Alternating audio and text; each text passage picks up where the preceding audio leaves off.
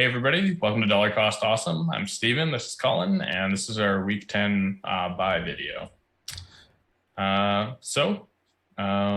What's new in the world of Canadian finance this week, Colin? Uh, Not too much, but I do want to talk about interest rates a little bit later because there is a meeting next week. I think April 13th is it's been set for April 13th, and they're looking at another rate hike, 50 basis point. We were actually talking about it the other day. But yeah, that's quite a big jump. I think I read one of the articles. The last time we did that in Canada was in 2000.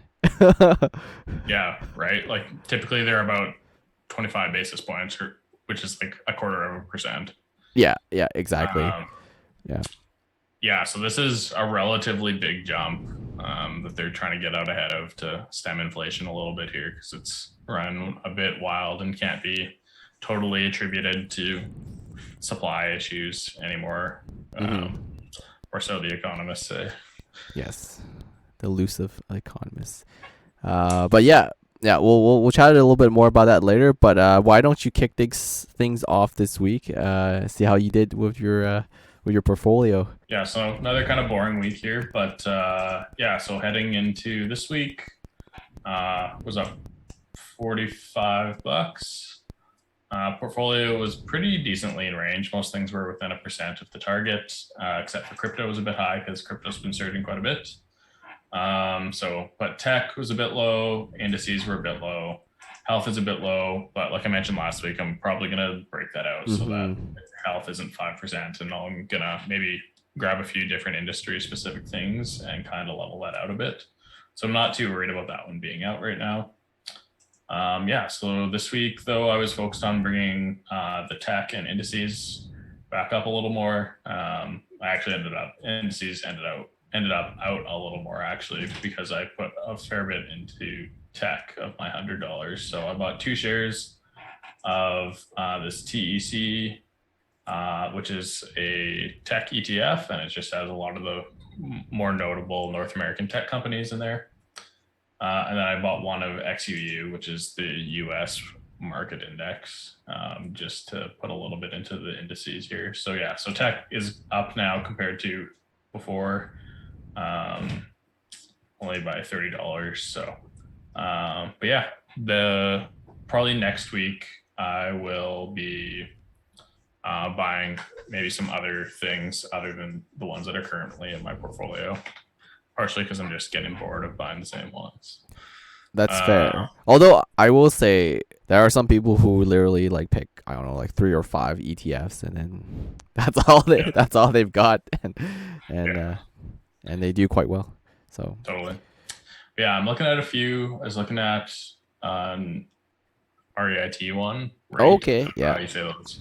yeah, But again, with the looming interest rate hike, there's a little bit of uncertainty in that space. It's basically real estate in, uh, income in, yeah, trusts. Um, yeah, so it's a nice way to kind of get some exposure to the uh, real estate market without buying actual property.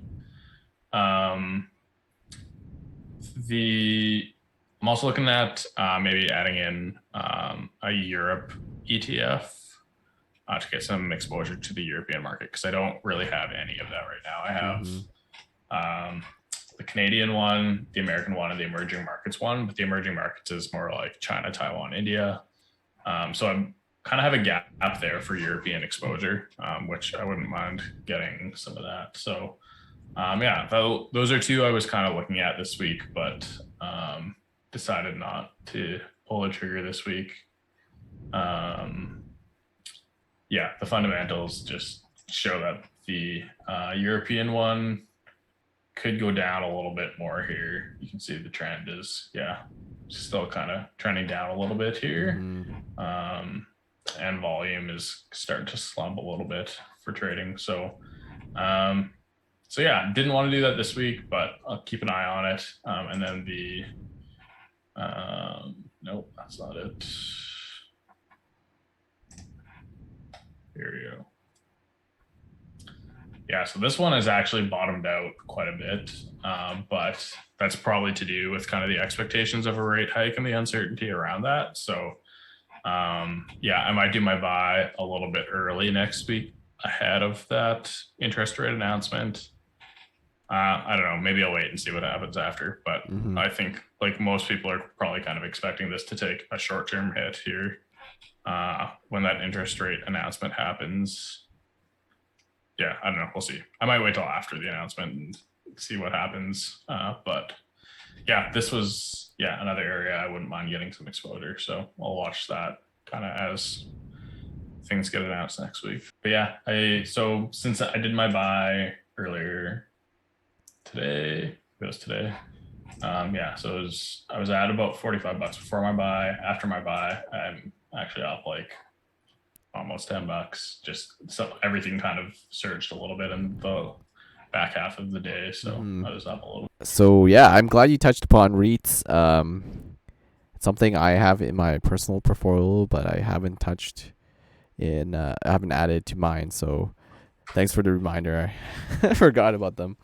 Uh, Normally they're pretty stable. I mean, obviously, like you said, the interest rate hikes have major impact on their share price and their volume, um, but yeah, normally they just chug along. They collect rents from the occupants, and then yeah, they don't do much price wise. So it'll be a nice pickup if they do drop significantly. Cool. Okay. Let's jump to my portfolio for the week and take a quick look. Yeah, just so I guess like one more thing on REITs. So yeah, the part of that, like yeah, they're not as much of a growth product, but they do have a yield. So the BMO REIT ETF I was looking at Mhm. has a 4.2% yield, so they'll pay dividends. Um, and it's kind of an income vehicle, and then you can reinvest those dividends back into your portfolio. Yeah. But like you said, they're a good way to gain exposure to basically own real estate without having to have the major down payments.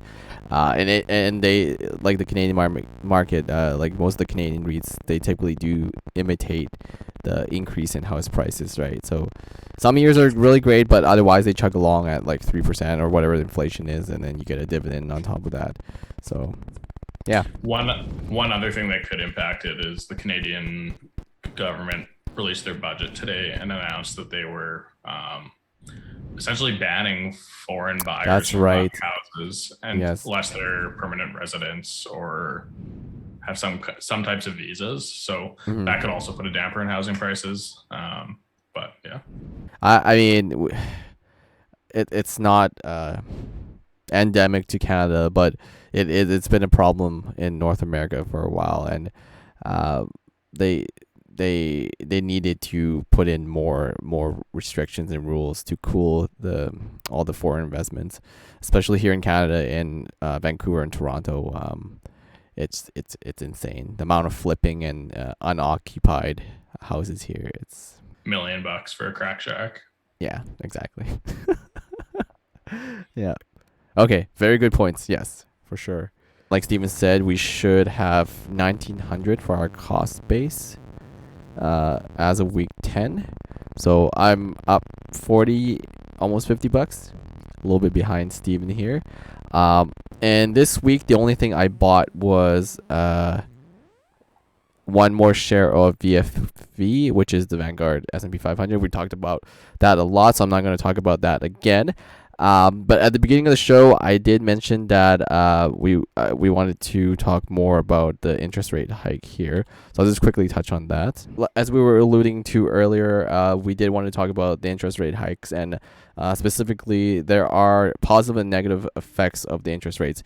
I talked about bank stocks a little bit earlier, and usually interest rates hikes do benefit banks and the rest of the financial sector, but if you're a homeowner, interest rates may concern you as they're rising. It's one thing to have, a mortgage and equity, but it's extra risky when you take out a HELOC, which is a home equity line of credit. For those that don't know, it's basically a line of credit, except you're borrowing against whatever equity you have in your house right now. It's like basically a second mortgage. and it's an alternative to refinancing your current mortgage into a loan. But essentially, with the rising rate hikes, most of them aren't locked into any rates, right? So like a normal line of credit. So and because unlike a normal loan, you don't have to pay the principal. People who haven't been paying down their principal may find themselves in very risky waters because there was that huge principal that now has a rapidly increasing interest rate. I don't, and we were talking about this the other day. I don't think there will be as many defaults as in 2008 because since then they have, at least in Canada, as interest rates have gone down, we do have a stress test. I mean, there always is a stress test, but they've increased the stress test on how much you can borrow for a mortgage loan. So that will help shield some of the homeowners from defaulting. Got to be careful. And hopefully you didn't over leverage yourself. That's all I wanted to say about that. What about, like, you mentioned there's like positives and negatives. Some of the positives being like banks performing well when interest rates go up. So things like, because the Canadian banks make up a pretty good portion of the top companies in the Canadian market. If you have any like Canadian ETFs that kind of track the market in the market index at large, that could see a bump for sure. Any other perks you can think of? In a similar vein, and you talked about it in your risk profile. If you're close to your retirement and you've transferred most of your investment into bonds and other, fixed incomes, the interest rate hikes will greatly benefit you because they're bumping all those things up. But if you're heavily in equity, then obviously, like we've been talking about, there's a lot of volatility, and typically it's gone down. Which again, you should check out our risk profile video that Stephen did.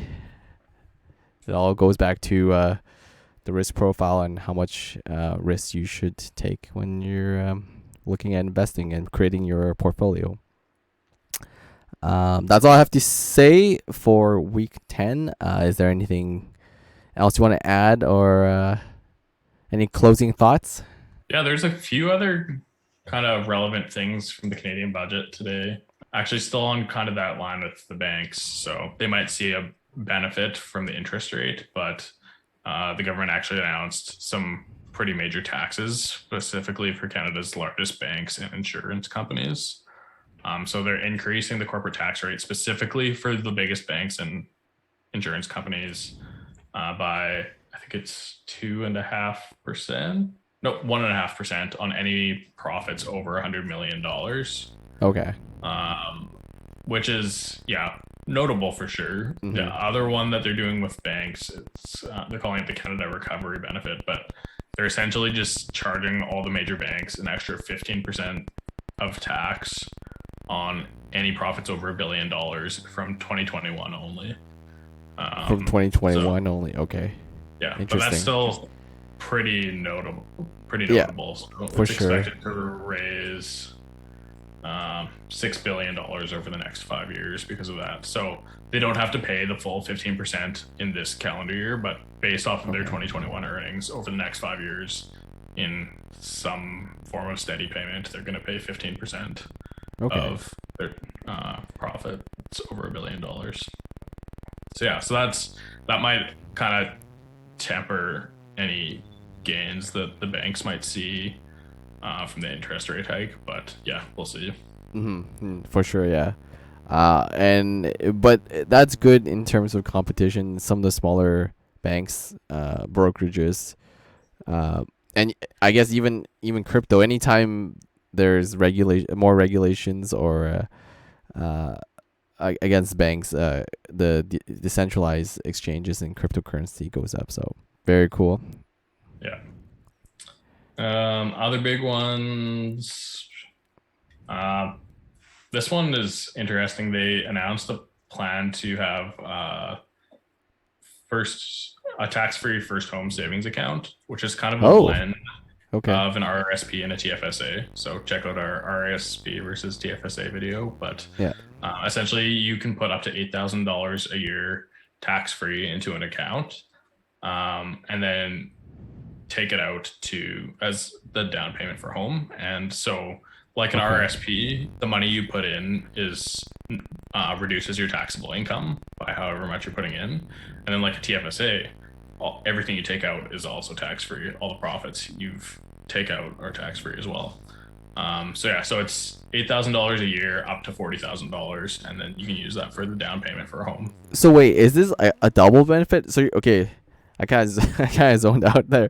So you get a tax deduction when you put it in, Yeah, but when you take it out, there's no tax. yeah, So it's like a double benefit. Okay, that's yeah, actually amazing. yeah. So they're really trying to. They've talked a lot about. They know that housing affordability is like one of the biggest issues in Canada right now for people. So they're really making a push to try and help that. So is this locked to principal residence then? Otherwise, I would. people are just gonna buy rental properties. It's for your first home only. Okay. Okay. So it's kind of like the first time home buyers credit that. I guess that was maybe a Saskatchewan specific one, but maybe, or was that federal? I don't know. But yeah, it's specifically only for your first time home buyers. Okay. Okay. So it doesn't matter if you've never used it before. It has to be your first home. I don't know all the details, but the name Yeah. implies that it's for your first home. Yeah. I have to look it up again. I could be wrong, but for the RSP home buyer plan, I think if you don't, either you don't own a home, this totally could be BS, but I think if you don't own a home for a certain amount of time, and you did prior, you could still take advantage of that or something like that. That sounds right, but Yeah. I'm not positive. Yeah. But yeah. Yeah. Yeah. And then last one I would say is notable from an investment standpoint is they are investing a whole bunch of money into making electric vehicles more accessible and investing in like charging stations, like a charging network across Canada. Nice. So like Nice. $500 million on a charging network over probably 5 years. That's what most of the bunch of things are. Yeah. So they're pushing that green agenda, and that will be good for investments that have clean energy background. Nice. There you go. Yeah. I was watching the speech in Parliament, and actually another thing that was interesting they were talking about, kind of related, is Canada needing to produce more of their own metals, like rare earth minerals. Okay. Yeah. And like start getting more into battery production. So yeah, it's another area that could see growth. Nice. Yeah. So yeah, man, now that I say that, maybe I'll look and see if there's some rare earth element ETFs that might be out there. Yeah. Yeah. That'd be cool. Do we have a lot of rare earths in Canada? I assume Canada has a bunch. Actually, okay. We have a ton. Nice. I've looked into it a little bit, and there's actually some pretty cool companies too that are like, one of the big criticisms of rare earth element mining is that it's pretty harsh on the environment to actually extract those. But there's some companies doing some pretty cool, like building out like reclamation technology to like refine and remove and extract rare earth elements from like recycled technology and stuff. Yeah, so there's some cool technology in that space coming out to try and like help combat how hard those extractions are on the earth. Yeah. This leads me to another point. A lot of companies are voluntarily doing all these environmental or they're doing things to in a way that's as environmentally friendly as possible, even though it may cost them more, right? And like a lot of the companies that you and I invest in, we have access to annual statements, annual reporting, right? So right now, sustainability reporting is voluntary, but and they're working on it, but they should really push for at least some level of mandatory reporting for a lot of these mining and resource extraction companies. Because really, I mean, at least I don't know. I like to believe that profit is important, but environmental sustainability of the company that you're investing in is also like a major factor. So it'd be nice to see more reporting or make it mandatory so investors know.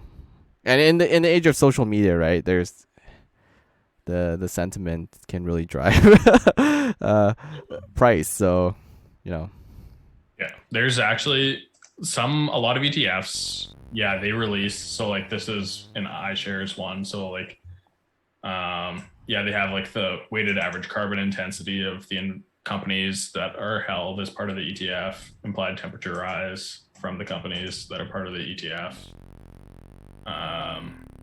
Yeah, so this is something that that these fund companies are already looking at closely, Mm-hmm. to that, yeah, kind of sustainability. Yeah. Um, they'll Another neat one they have in here actually is like looking at uh, the Wow. industries that, so they'll like say like controversial weapons, nuclear weapons, Yeah. firearms, tobacco, um, yeah, coal, oil sands. So yeah, so there's definitely a focus on it. Wealthsimple is another cool one. They have like sustainable in the Wealthsimple portfolios, so the ones where it's managed, like the robo investors, where Mm-hmm. they allocate your funds based off your risk profile. You can choose like a sustainable fund option, and I think they even have Oh, really? a halal fund that you Oh, can wow. do. Okay. Yeah, That's because very there's cool. like stipulations about like interest or something in Right. Yeah. Okay. Yeah, that makes sense. um, yeah, in the Quran. Mm-hmm. So yeah, it's pretty neat. That is very cool. Um, yeah, I think the only thing I would add to that is I changed my mind. It should be mandatory because the companies that are already doing well are incentivized to report it already. The ones who are doing the most damage presumably are the ones who are not basically Yeah, yeah. advertising that. So very So cool. yeah, Nice. A lot of good info this show this week. Very nice. Um, if there's nothing else to add, that basically does it for week 10, a big week for us. Um, we said we would do this for at least a year, so we're a fifth of the way there already. Yeah, there's nothing else. We'll see you guys in week 11 then. see you next time. See ya.